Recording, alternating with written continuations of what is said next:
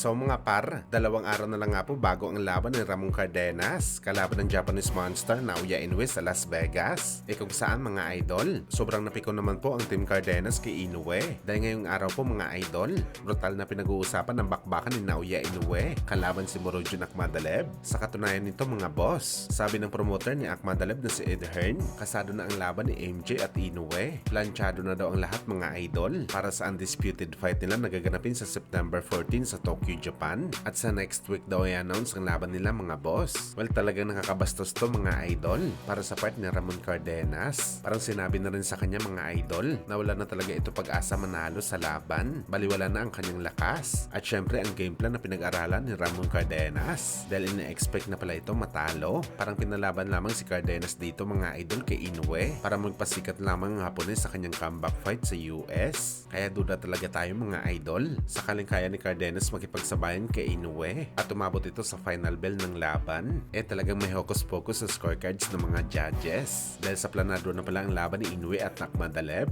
at pangit naman kung maharangan pa ito ni Cardenas.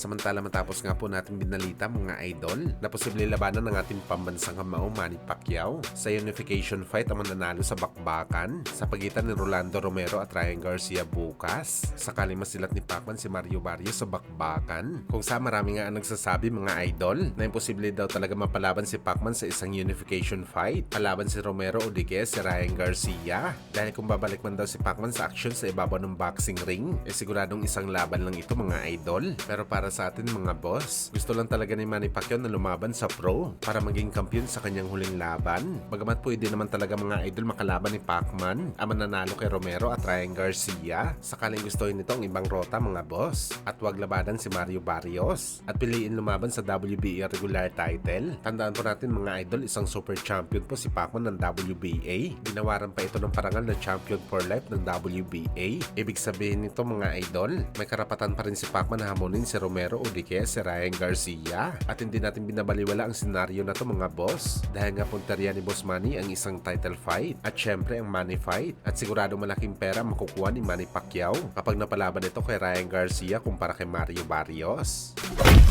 Sa kabilang banda naman mga idol, matapos nga po ang naging weigh-in kanina ni Ryan Garcia, Teofimo Lopez Jr. at Devin Haney, kung saan mga idol nagkagulo naman pagkatapos ng timbangan ng mga sikat sa pagitan ng 4 division champion na si Terence Crawford na present din sa weigh-in kung saan kalaban niya dito ang kampo ni Teofimo Lopez Jr. Masasakit na salita mga idol ang binitawan ni Crawford sa mga babaeng kasama ni Teofimo. Pinagmumura niya ito mga boss at umani nga ito ng batikos galing sa mga boxing fans dahil hindi lang daw pala lalaki mga idol ang pinapatulan ni Crawford pati na rin mga babae na talagang walang sinasanto itong si Crawford.